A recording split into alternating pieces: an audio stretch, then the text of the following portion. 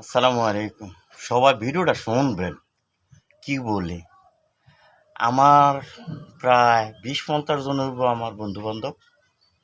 তো ওরা আমারে প্রশ্ন করতে আছে, ভাই আন্দোলনে যারা ছিল তাদের তো আমরা এখন বর্তমানে কোনো আন্দোলনও পাইতেছি না এবং কি দেখিও না।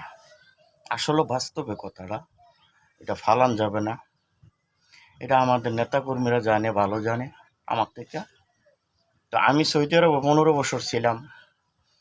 আমি বাংলাদেশের শেখ হাসিনারে আমি যেইভাবে হস্তন্যস্ত কইরা কথা বলছি, আমাদের থাই কমিটি যারা করে, আমাদের নেতা, তারাও বলতে পারে নাই।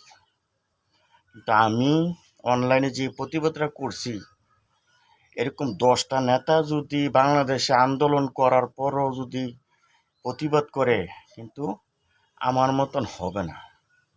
তো বর্তমানে আমাদের নেতারা ভালো জানে আমার থেকে কাকে কাকে পদ দিবে, কাকে পদ দিবে না। এটা হচ্ছে আমাদের নেতারা ডিসিশন। তা আমি দলের ভালোবাসি। আর আমি এখন বর্তমানে আমার গায়ে গেঞ্জিটা দেখছেন, আমাদের নেতা তারেক রহমানের। আসলে আমি গেঞ্জিটা আমার অন্তরস্থের তলের থেকে আমি ভালোবাসি। এই কারণে আমি গেঞ্জিটা আমি পছন্দ করি। আমি গাও দিয়ে আডি। কে কি বলল তা আমার আসে যায় না।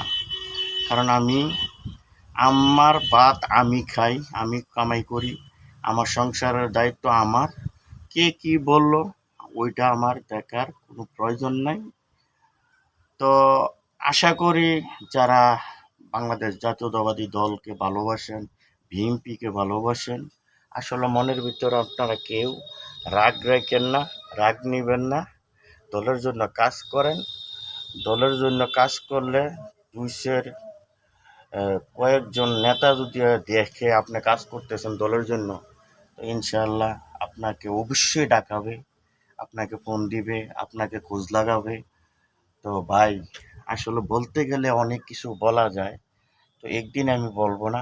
ভালো লাগলে আপনারা আমার ভিডিওটা দেখবেন। আর খারাপ লাগলে কোনো কিছু লেখার দরকার নাই। তো ভালো থাকবেন। ওকে, আসসালামু আলাইকুম। আপনাদের হানিফ বাশার ভাই। ওকে, আচ্ছা, ওকে, আল্লাহ হাফিজ।